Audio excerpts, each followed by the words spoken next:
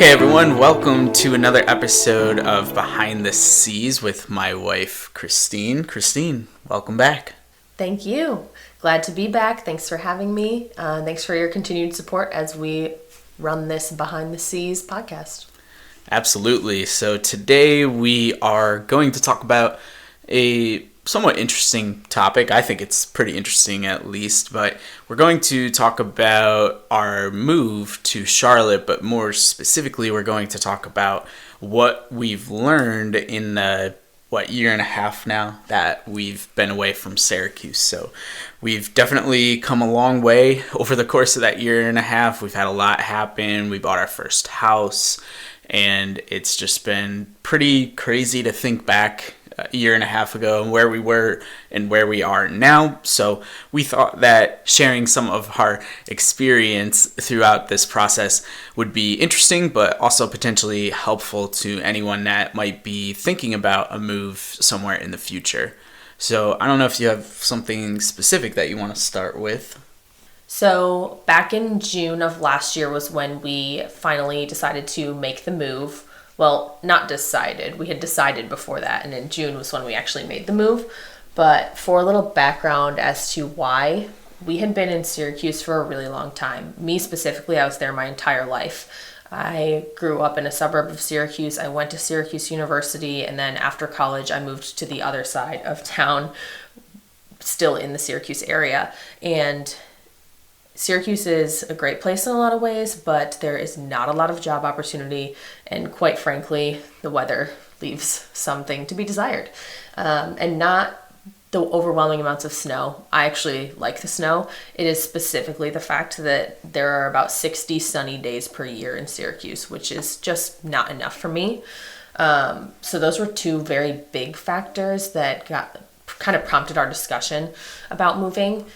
And I think we also just both felt like we wanted to see what else was out there. And if I had gone my whole life not seeing what else was out there, I would have someday regretted that. Like if I had just stayed in Syracuse and been super comfortable, I would have ended up regretting that one day. Yeah, and think about our friend group in the area. I can only think off the top of my head, Jake and Kathy, Kara and Aaron were the only people that we knew who moved into the Syracuse area that we ended up becoming friends with.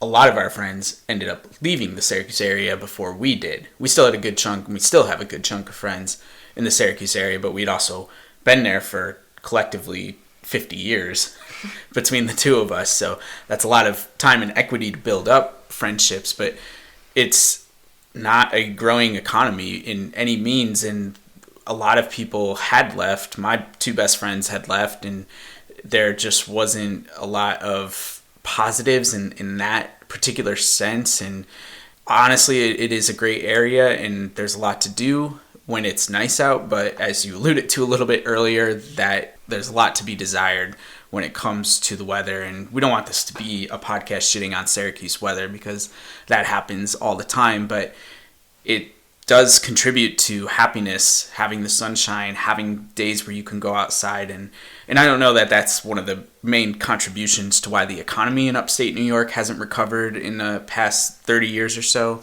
but it certainly didn't help in just thinking about how nobody's really moving to Syracuse. So if nobody's moving, that means, to your point earlier, there's no jobs coming in. And the outlook, when we were looking at things, thinking about how the past 5 years of our careers had gone, and just thinking about 30 years in the future, it just did not seem like something that we really wanted to take the chance on if we didn't have to. We thought there could be an area where we could find a little bit more security, a little bit more opportunities, and Charlotte was one of those places.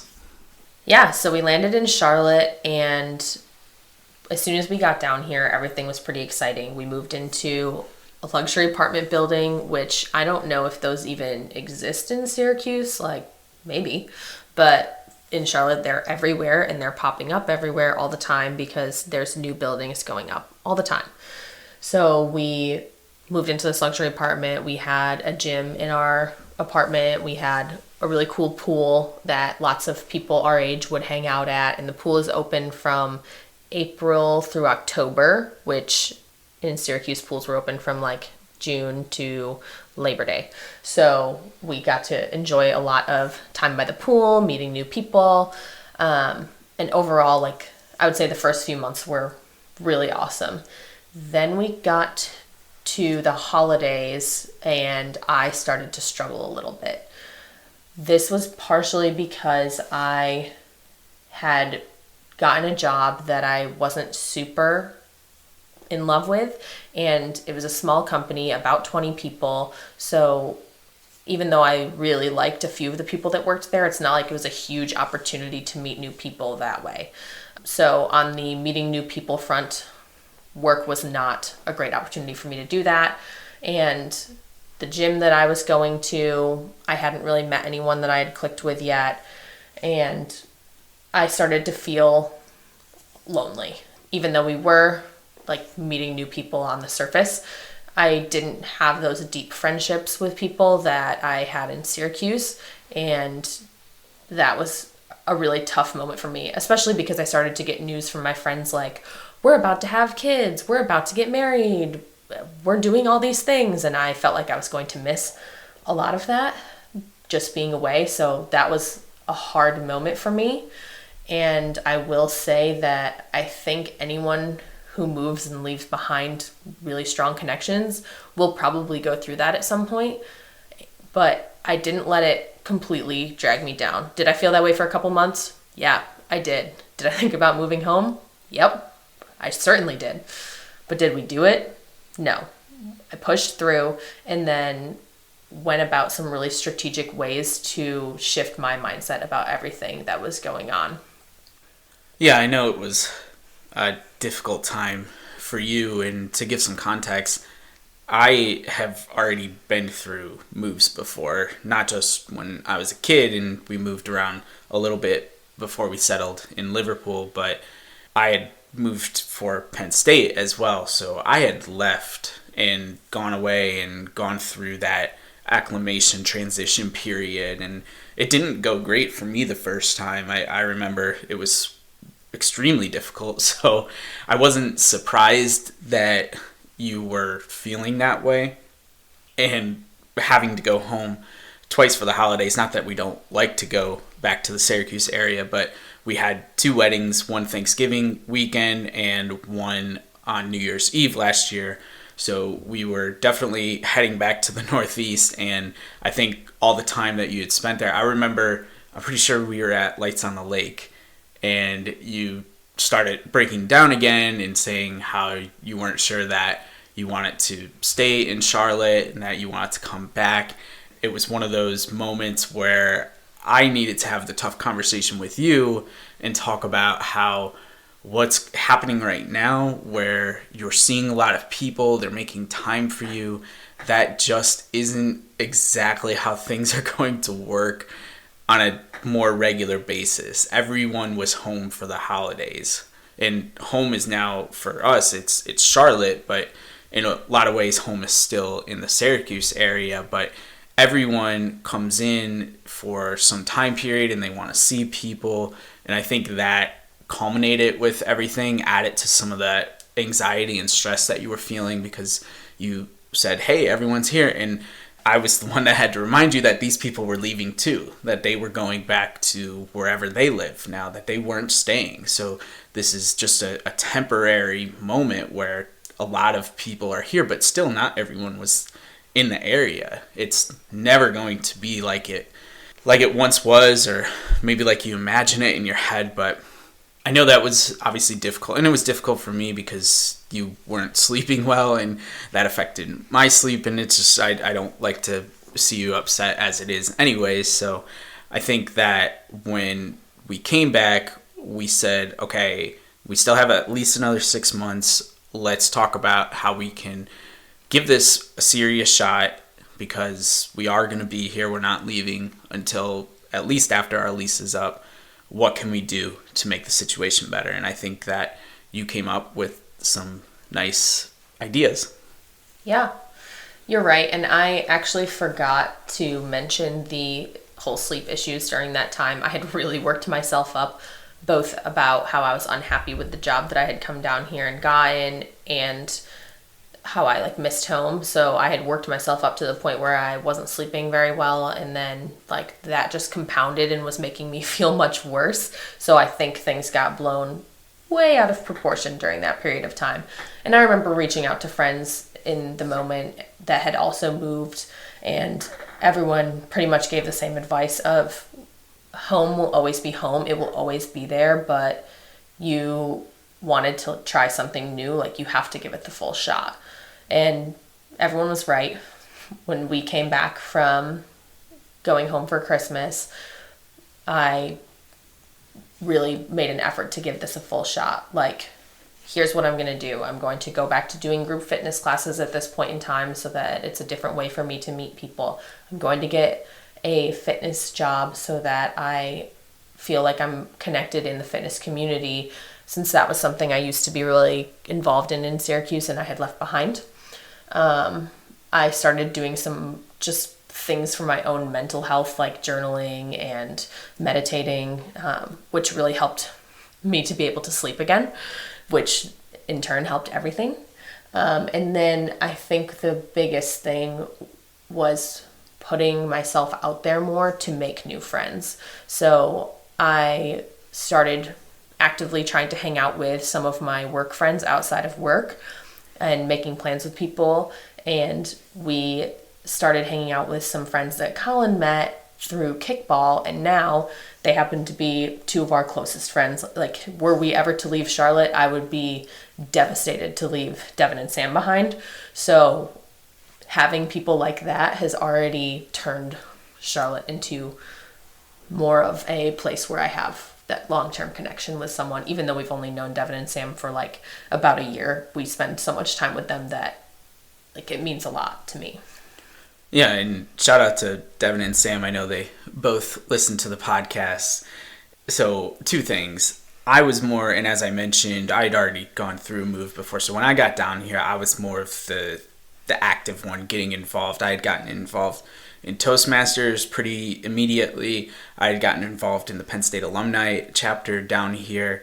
And for fun, I wanted to play kickball. And kickball is where I met Devin and Sam. And when Sam decided that she wanted to hang out with Devin and I, that's when the foursome really sparked. And we've been hanging out pretty consistently, all four of us, since then.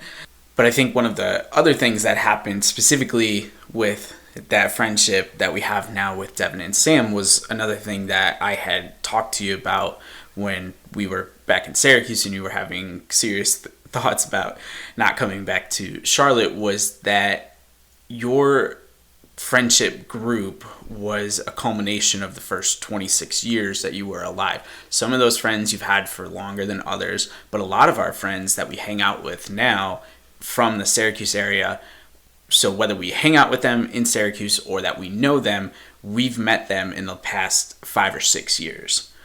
And Sam and Devin are now part of that.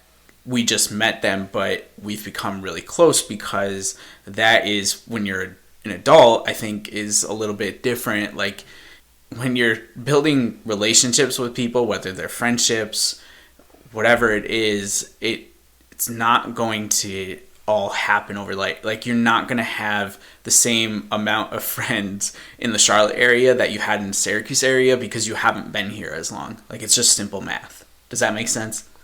That makes sense. And I think your point of us hanging out with people that we've met in the last 5 years, and like Devin and Sam now being part of people that we've met in the last 5 years, also just goes to show that, you know, when you are an adult, you choose your friends differently.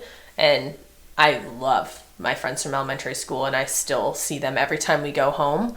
But there is something to be said for like making friends as an adult. And it's not as easy to do in the sense that you're not forced into the same situations that you are when you're in high school and in college and you're just surrounded by peers. But it's in some ways that makes it like a different kind of meaningful because you met this person randomly but with intention, and look at what it turned into.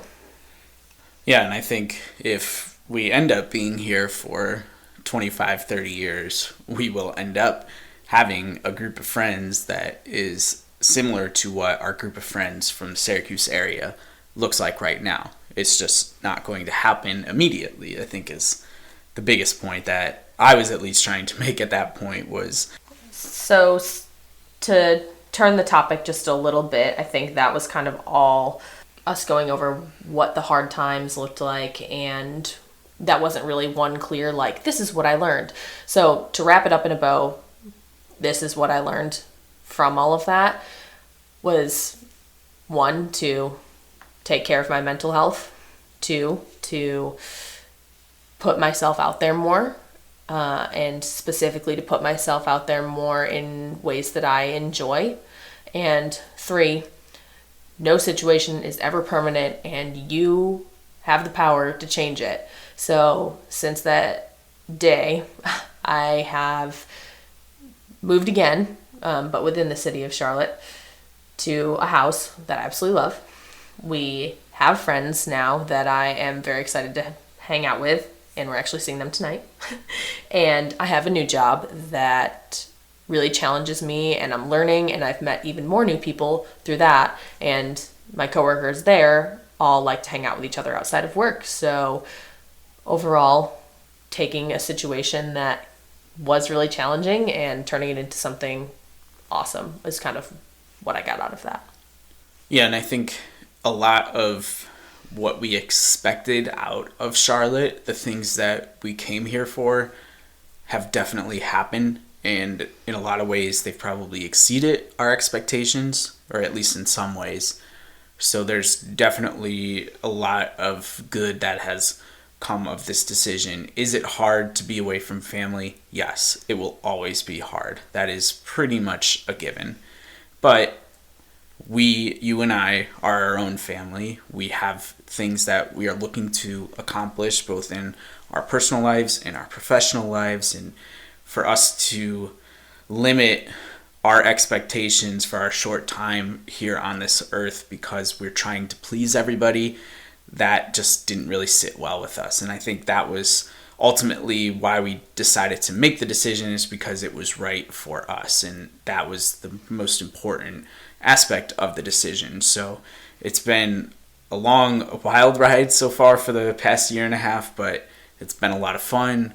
We're definitely excited for what 2020 brings. Definitely have some exciting news and things to share, personal, business, whatever happens. But if you're on the fence about it, we're not necessarily saying do it, because it may not be the right decision for you.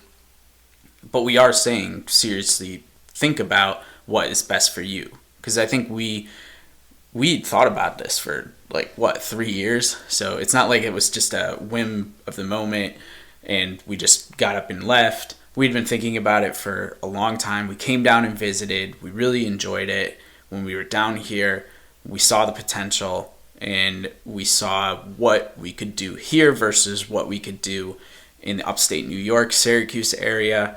And as hard as it is to leave family and friends behind, that is just one aspect of the decision-making process. There's a lot of other aspects to it, and we just had to be strategic and really think hard about, was it worth it to sacrifice those aspects for other things that we could potentially grow from. And I think one of our friends, I mentioned Jake and Kathy and Karen and Aaron, and I remember having a conversation with Jake. I'll close on this. Maybe he knew that we were moving. I don't even know if we knew yet, but maybe we had talked about it. And he had told me that we would just learn so much by having to rely on each other more than at any other point in our lives.